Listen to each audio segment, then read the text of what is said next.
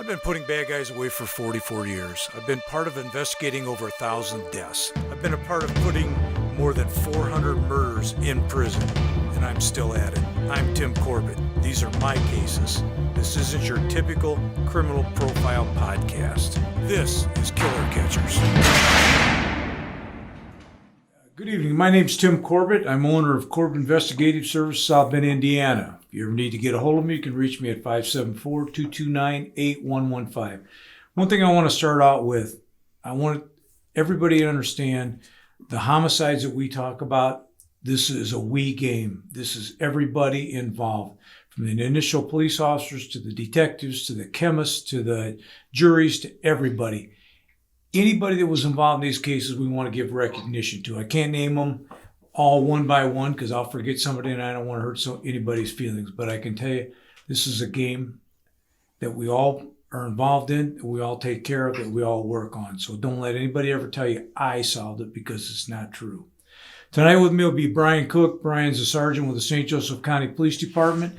And on the phone here is going to be Chris Kronwitter. Chris is a officer with South Bend Police Department. He'd like to be with us tonight, but he had to have back surgery, so he can't be with us, and he can't be on Dancing with the Stars. So, Chris, you hear us okay? Yes, I do, Tim. Okay.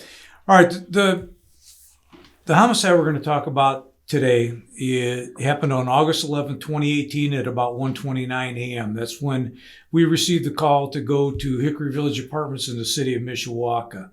The person that was deceased is 19-month-old Zyon Harris. A healthy baby for all practical purposes until, I don't want to say a lady, a woman by the name of Tierra Montgomery decided to snuff his young life. Tierra was involved in a relationship with Zyon's mother. For all practical purposes, Zion's mother thought that the relationship was going along fine until Tierra Montgomery decided that she needed to eliminate this helpless baby and go on with her life in such a perfect way. I can tell you her life is not perfect now. She's in prison. We'll tell you more about what time she got. You're going to hear a story at the end that I'm going to tell, what she did after she killed this baby. We're going to build up to it. We're going to tell you a lot of things, but I'm going to tell you the end result. I don't want these two officers to have to explain it, because I don't want their departments to come after them for some of the language and some of the things you're going to hear. But we've done several of these. You've watched them. You've heard them. If you haven't yet, you can go back and go to Killer Catchers on YouTube and you can watch them. What we're going to tell you tonight is you're going to shake your head. You're going to go, there's no way this happened. It happened. Right here is a 78-page transcript of the admissions that she made to Brian Cook and myself. It's going to make you puke is what it's going to do. If anybody can look at what she did and justify her actions, and I'm sure when you hear it, some people are going to go, oh, she was crazy. She wasn't crazy. She wasn't crazy even a little bit. She wanted to eliminate this baby's life so she could have a whole new life. And she could go on with Zion's mother and try and blow it off as an accident or whatever. From the beginning to pretty much to the end of that statement, she lied. She continued to lie. And we continue to press on and break her lies down. The people at the scene that teched the scene, they were able to disprove a whole lot of things that resulted in a lengthy prison sentence. Cookie, I'm gonna take you back to that early morning hours of August 11th, 2018. You got the call just like I did. Tell me what you remember. Well, Chris Kronwitter and I were partners in the homicide unit at that time. And the call was a baby from Hickory Village that had some life-threatening injuries, and little Zyon did not die at that time. He fought for several hours, but it was... I think it was Mishawaka transported the Tierra Montgomery, the suspect, to homicide, where we started to interview her while the techs worked on the scene. So that's how it kicked off, and we can go into it later. But In her interview, she gave several different versions of the stories. Do you remember talking to the mother? I don't believe I did. I think Chris is the one that had the good relationship with the mother. I think Kronwitter talked with her because she wasn't a real people person, but she liked Chris. So Chris, I'll let you talk about Mom. Chris, tell us about meeting Mom and describe her to me or us and how she described the baby. Asia's a tiny little girl. She loved Zyon with all of her heart, no doubt about that. When she had came in for the interview that early morning, she was suffering from a terrible toothache that she was having at the time, and on top of that, trying to figure out what happened to her young son. She was as cooperative as a young mother, I guess you could expect to be at that point in time, just finding out that her son was in the hospital and possibly not going to make it. It was a long interview. I did several interviews with her. She was, like I said, as cooperative as could be under the circumstances. How did she describe Zyon to you? That was just her little bundle of joy. She would talk about going out to the park, playing ball with them, that he was just a crazy little guy that loved to run around, have fun, play ball. Just like I said, was the light of her life. Did she, when you were talking to her, did she have any idea what happened to Zyon? No clue whatsoever. She was at work when she got the call, and this was, I don't even think it had really set in with her at that point in time during the first interview what was going on. Well, when she left for work, Zyon was okay, correct? Yes. Zyon had a case of pink eye, so he was a little irritated because of that before she went to work. But she calmed him down, got him to go to sleep, and when she left for work, he was in great health, and I think probably just happy that his mom was there with him to calm him as he went to sleep. Okay, and after your initial statement, did she end up going down to the hospital? Yes, she did. Okay. Now, as I recall, she worked. Asia's the one that went to work, and Tiara stayed home with the baby. Is that correct? Yes, that is correct. Now, I'm sure I'm remembering this correctly, that we all kind of sat down and talked, and it was a, decision. I'm not going to say decision, but it certainly, we all agreed that Tiara staying home while Asia goes to work, Tiara's taking care of the baby, which involves, diaper changing, spills, feeding, bathing, putting him to sleep, getting him up. If he's sick, she's taking care of him. And obviously they were involved in a lesbian relationship, which means absolutely nothing except for what I'm about to say. Every time, in my opinion, Tiara looked at that baby, she realized that Asia had been with a man, obviously, previous to their relationship. And number two, she is stuck at home taking care of this thing that looks like Asia, that reminds her of the father, and this thing is interfering with her life. And when I say thing, I don't mean that derogatorily towards Zyon. I'm talking about her psyche, about every time she looks at that baby, it's a reminder of a relationship Asia had prior to their relationship. Does that make sense? You remember that? Definitely.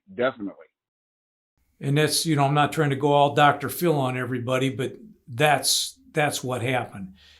She's stuck there, and I'm taking care of your baby, and you're going to work and you're having interactions with people and you're getting to come and go and eat and do things. and I'm stuck here, and this thing is what makes me stuck here. So the quicker this thing is out of our lives, we can go on with our lives, and things will be better in our relationship. That's exactly how I saw it, and I think you guys did too. Yes, sir. Now, how long did it take, Cookie, for Zyon, for him to pass?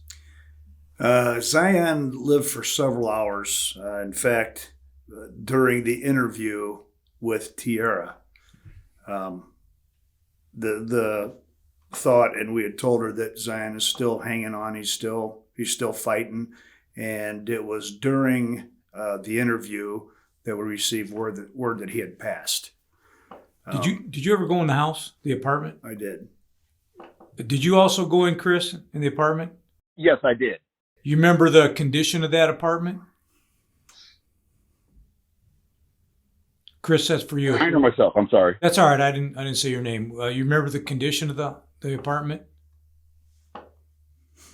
Yes, tons of kids' toys around, and from the interview, because I went to the apartment after the interview with Asia, tons of toys around for Zyon to play with. It wasn't in disarray at all. It was your typical young mother with a young child apartment. Cluttered is how I would say it. And I do recall a lot of toys. The baby was not denied anything from what I saw, except, of course, the right to live. We had to do a search warrant on that apartment, and during that search, different items of evidence were found. Certainly, we had to concentrate on the area where the baby was last at, and part of that information came from Tiara. If I remember correctly, the baby had been in a high chair, and she had fed him. And then what did she do from there? Where was the actual assault? Cookie? Oh, yeah. The feeding was earlier in the night.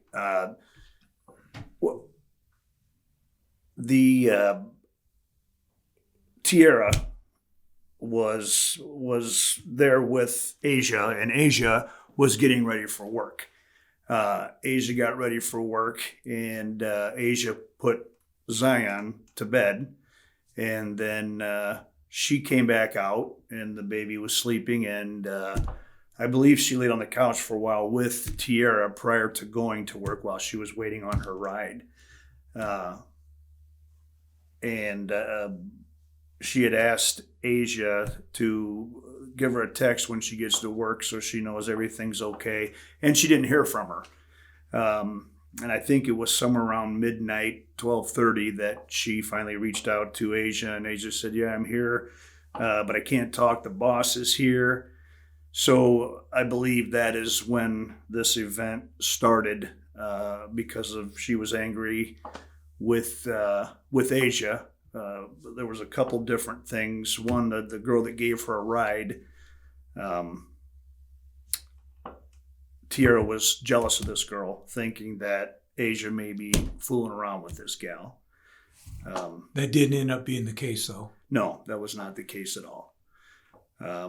So I guess it's probably somewhere around 12:30, between 12:30 and 1 o'clock, is I believe when the violence happened. What do you think happened? I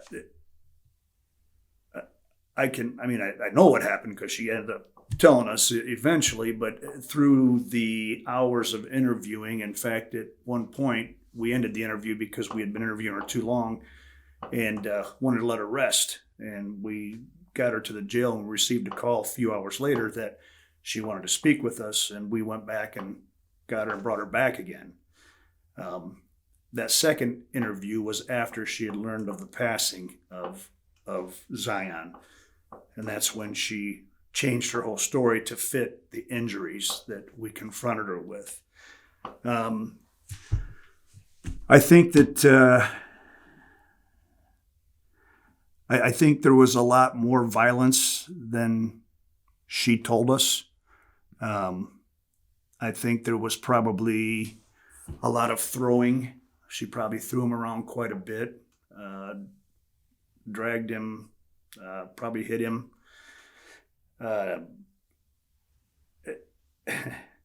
It's this is kind of tough to talk about because I just imagine this little boy and just how beautiful he was, and thinking of this monster that did this. But she ultimately couldn't get him to be quiet. So she had told all kinds of stories that she consoled him, she got him to sleep, that she had something wake her up in the middle of the night, and it was just her heart saying, you need to go check on Zyon. She went in there. He appeared like he wasn't breathing, and she did the proper thing and went through the CPR and called 911. And just that's where it started. By the time we were done, she had said how he would not be quiet. So she became angry, went in the bedroom, slammed him down to the floor, pushed him, threw him a couple times, and grabbed him and put him in bed. Still could not get him to stop crying. She said he was crying harder, and her frustration was growing. So then she said that she placed his face down in a pillow with a robe beside his face, and then held her forearm over his back and head into that pillow until he stopped crying and stopped moving. That is when she went back out to the living room and did her thing that you wanted to talk about. And I'll let you go into that. But after that is when she went back in and found him exactly how she left him. Now he's not breathing. And she throws him some more, bounces him off the floor a couple times. And she does call 911, but it was very, what a humanitarian. very, very violent. What a humanitarian. Let's see, you threw the little kid down. You know, he's probably 19 months. He's probably 25 pounds, 30 pounds, something like that. Yeah, he was a little bitty fella. And he had the audacity after that beating to cry because he's hurting and he's expecting somebody to take care of him. That was his caregiver then. And instead, because of her anger, because of her whatever issues she has, his penalty was death. Can you imagine face down on a bed, on a blanket, on a pillow, on a robe, anything like that? You're struggling to try and get a breath, and somebody, and this girl was probably 225 on the hoof. She was no lightweight by any means, holding him down, smothering that little baby, and then she wants to spin it up after she finds out that he's dead with, I had this epiphany that I just should wake up and go check on him. Something just told me. Maybe it was an inkling of consciousness. Maybe it was, it couldn't be conscience because you don't have one. You wouldn't do that to begin with. Chris, do you remember any other people that you interviewed? Just Asia and Tierra for the most part. I think I did interview the lady that took Asia to work, spoke with her family members.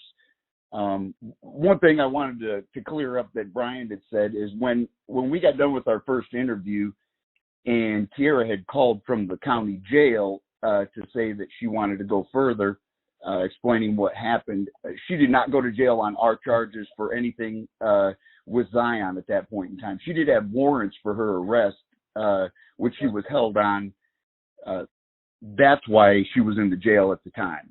That's right, Chris. I'd forgot that. Why do you think she called back, and wanted to talk to us?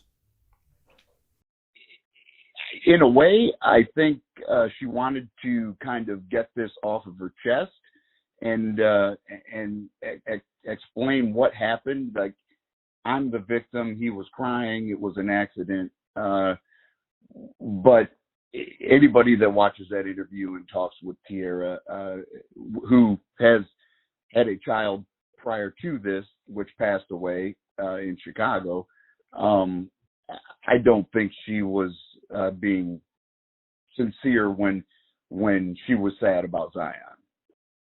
See, I had my impression is a little bit different. I got the impression that she wanted to come down and she had time to think, concoct a story in her head. And of course, we're just dumb cops. We don't get anything. And come down and try and spin that story. She had a little bit of an idea of what happened and how she was going to try and work it around the evidence to help her out. And it didn't quite work that way. We're smarter than when we look, apparently. What's your take on it? I think that when we took her to jail after the first interview, and that's right, Chris, it was on the warrants because we had not done enough investigation yet to say 100%, and that's what we do is 100%. And when she called back, because when we took her at the end of that interview, I believe that is when Zyon had passed, and we had told her that he had a skull fracture. So I think she had time to think about, now how can I make this sound to where I'm not an animal by crushing this baby's skull. And I think Chris is right too. I think she just wanted it done, wanted to get it over with. And she wanted to get it over with, but she wanted her story out, not the truth. She wanted her story that may be plausible to give her an out, an excuse, an oops, I didn't mean to, or whatever. Yeah. Not that she wanted to come in and say, this is what I did, I really screwed up. It was picking. There'd be a statement, that's a lie, it couldn't happen like that. This is what couldn't happen like that. And it wasn't like she came down and wanted to just, I screwed up, I want to get this off my chest, I want to tell God I'm wrong, blah, blah. Right. It was, what can I do to minimize my exposure on this? The kid's dead. There's nothing I can really do about that now. So I just better cover my ass just enough. And the thing that struck me odd while in this interview was everything that seemed like her concern was going towards was, where is Asia at? Is Asia going to see this? Can I talk to Asia? Can I explain what happened to Asia? It wasn't, I'm sorry, she more wanted to try to, I don't know if it was salvage her relationship after killing this lady's daughter or son. I don't know, but she was very adamant that she would like to see Asia, which wasn't going to happen. How in the hell do you go, I love you, I really care about you, I want to be with you forever, we're meant to be, but, oh, by the way, I killed your kid. You know what, but I know my birthday's coming up, by the way, I killed your kid. How do you make it come back? I think I got a good answer to that. Go ahead. If you remember, throughout the whole first interview with Tierra, she was just sweet as pie, acting so nice to Brian and I. And when we told her that she was going to jail on the warrant she had, I think we've seen the person that Zyon last seen come out of Tierra, because she was so upset and mad, kicking and screaming when those handcuffs went on, that I think that was just the complete flip of her being so nice. Then all of a sudden, oh no, my back's in a corner. It's on. I'm going to do what I have to do. Well, I'm sorry, Pumpkin, my little snowflake, that you had to go to jail for killing a baby. I mean, what do you expect's going to happen? I know probably most of your life you've been given everything and excuses made for your behavior, and now all of a sudden it's elevated to this and nobody can get you out of it, so it's time to go to jail. I mean, that's what happens. But going back to her wanting to explain to Asia, she wanted to spin a story. She wanted to convince Asia, because now she knows she's going to jail. She's going to have bond money if she can get a bond, which that wasn't going to happen. She's going to need food money. She's going to need a whole lot of things. And she just wanted to get her story out as quickly as she could. She wanted to tell it. She didn't want us telling the truth. That's what she was most scared of. Her narcissism. She thought she could spin something to her to get her to believe it other than the truth. Well, if that's what you've done all your life, you lie, Right. you got away with it, nobody ever challenged you, and it was okay, and sorry you had a bad life, and, the usual stuff. And then it goes from simple things that people cover for you and lie for you. Now, all of a sudden, you're elevated to a homicide. And guess what? 70 years. Bye. Tell me about the trial. Who set witness in chief on that? Was that me, Chris? Yes, I believe And it so. was a bench Yeah. trial. She Because I was in the background trying to stop Asia from getting too crazy. Yeah, that's correct. You were on Asia Watch. Chris was the only one that could control her. Well, she'd have got over the rail to her. And She'd have tore her eyes out. And she's a little bitty thing, but man, you talk about feisty and just a good lady. But the bench trial lasted 3 days. Who handled that for the prosecution? That was, I believe, Joe Dietz. You remember who was on the other side? Chris, do you remember who represented her? Brian, I do not, unfortunately. It doesn't make any difference. They got beat anyway. But go ahead, how the trial go. Yeah. Bench trials are, to me, a lot easier than jury trials. But we, at the time of when we went to trial, I mean, everything was so definitive that there really wasn't a whole bunch of question in my eyes, but that's for the judge to decide that. The big thing that I think that was key was the day after they teched the apartment. I think we held that for a day or two while this was going on. And I think that we went in the next day with fresh eyes, and I can't remember if Chris was with us, and we all went in and we wanted to see if we could find a mechanism, because the baby's head was smashed. He had a cracked skull, and a child that age is very hard to do. And we had found way up on the wall, probably about 6.5 feet up, a blood spatter and rub. And when we looked at it close, there was little pieces of hair in that blood, which ultimately turned out to be Zyon's in his hair, which means she swung him and smacked his head on that wall up that high. So, which we didn't know where that came from originally when we had seen him in the hospital, but you were paying great attention to find that on the wall, Brian. Well, I can't remember. I know we were all there. I don't even remember who found it, but I know we found it, and that ended up being huge. But Chris, what do you remember how many weeks prior? Because little Zyon also had a significant burn that was in stages of healing. It was a couple weeks old to his hand. Do you remember that? And that happened in Tiara's care as well. Yes, when he grabbed the hot iron that she was using, supposedly he grabbed it in her care. Right.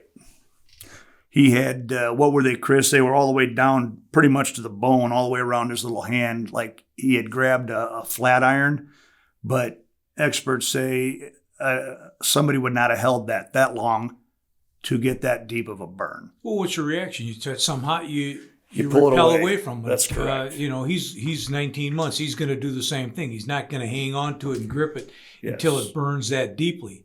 That's probably more like held. That was only she will know. Yeah, that was purposeful, I believe. How long did the judge? It was just a judge. So a bench trial is just a judge. There's no jury. Right. And usually, what happens on that, the judge will take it under advisement and issue a ruling. What was it, like 30 days or something? Yeah, I think I went to court in January, like the 20th through the 23rd, and I believe the judge's ruling came out in the middle to the end of February. I think it was like February 18th that the judge. I remember us all piling down there, and the family was there, and I remember Asia, if I remember correctly, she jumped into your arms, and she also jumped into Chris's arms, not in joy, but in thank you Yeah. mode. When the judge read the finding and the sentence, and she was charged with neglect of dependent causing death. Neglect of dependent under 14.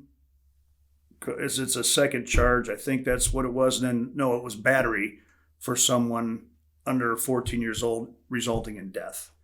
And she was found guilty on all three charges for a total of 70 years. And she was about as stoic as you could be. She just stood up there like it was no big deal. You know, it's just something I got to do. Yeah. Chris, can you think of anything else that you want to say? No, I am a little sad that Asia wasn't part of this, but I understand also. I tried. I made probably 15 phone calls and never got anything back, and I can understand, that feeling. So, we got to stand for the little dude.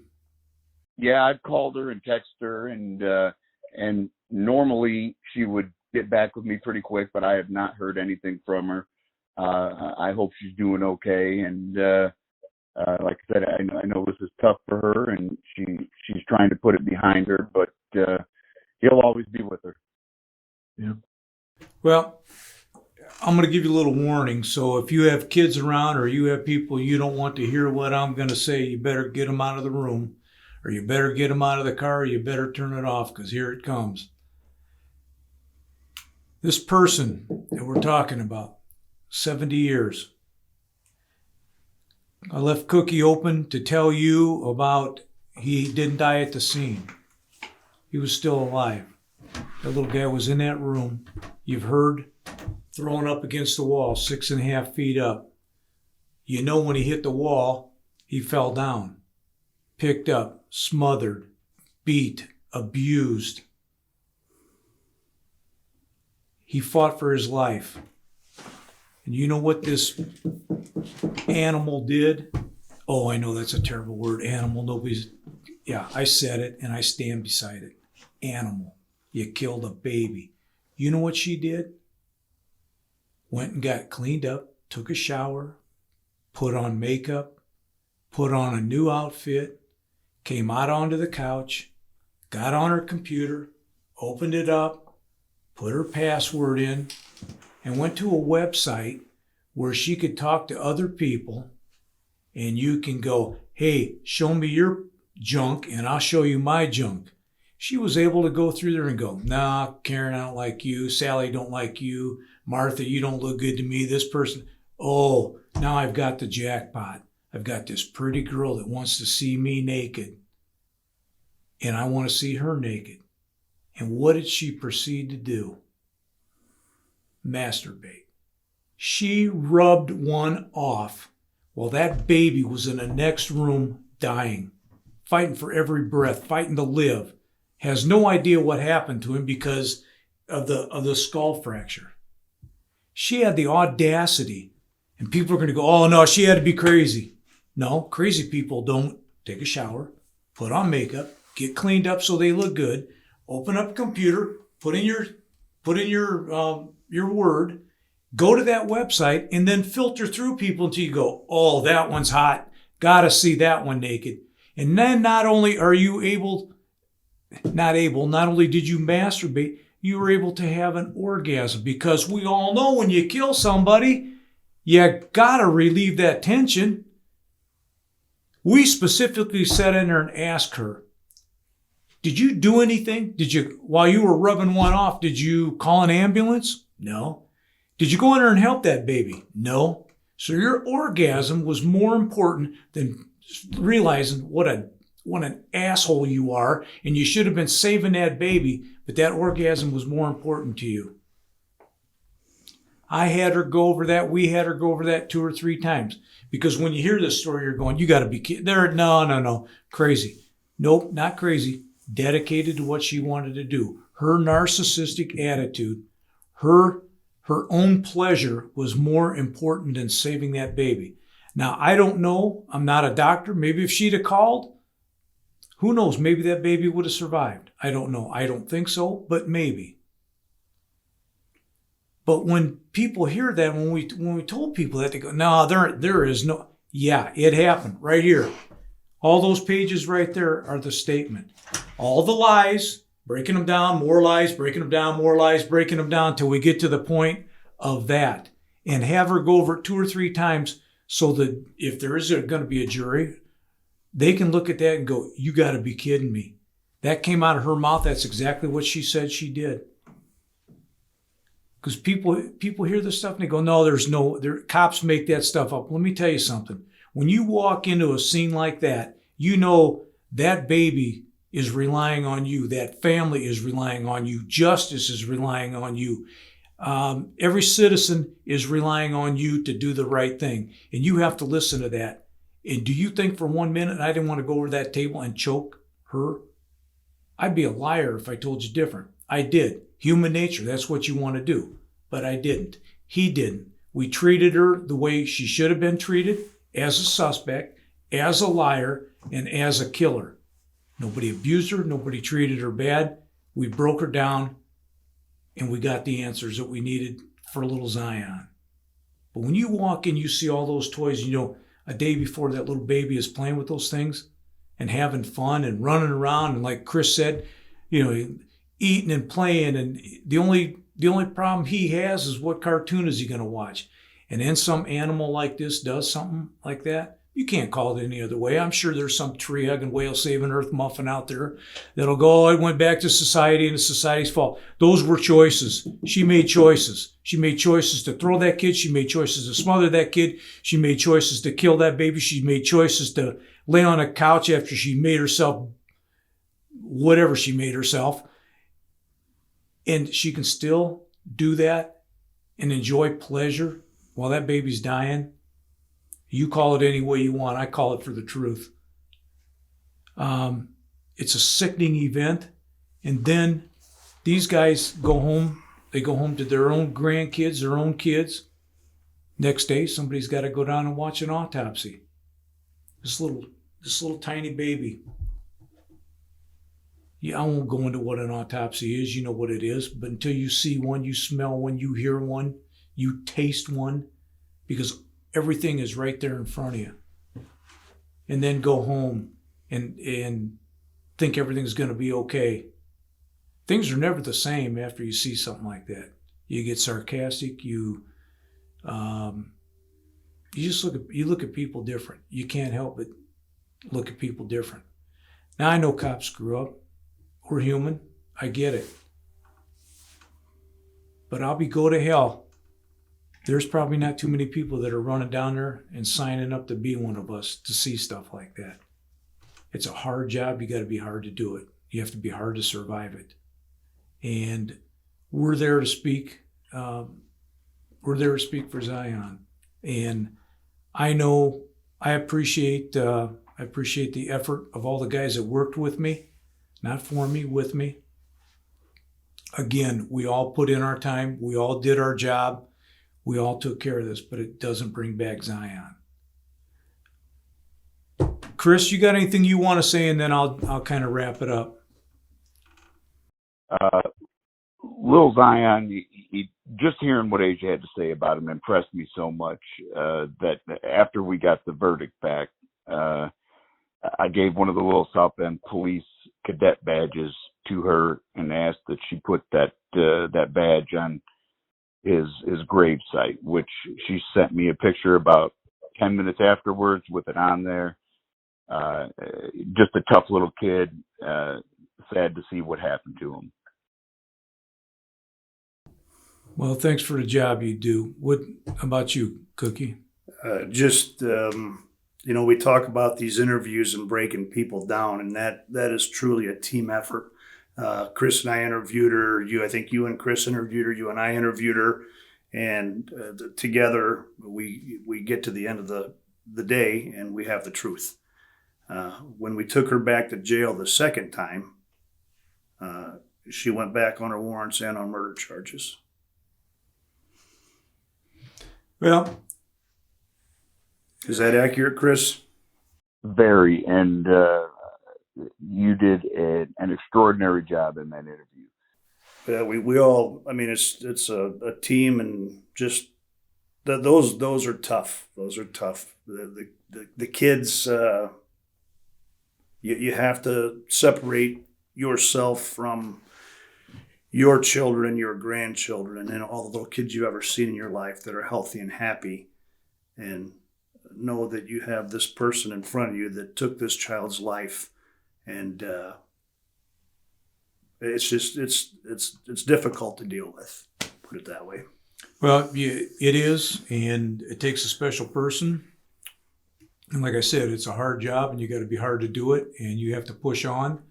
You can't let it manifest in your head and eat you up to where you're not a good, husband, a father, a grandpa, any of those kinds of things. But you still know in the back of that cranial vault of yours, it's stirring around.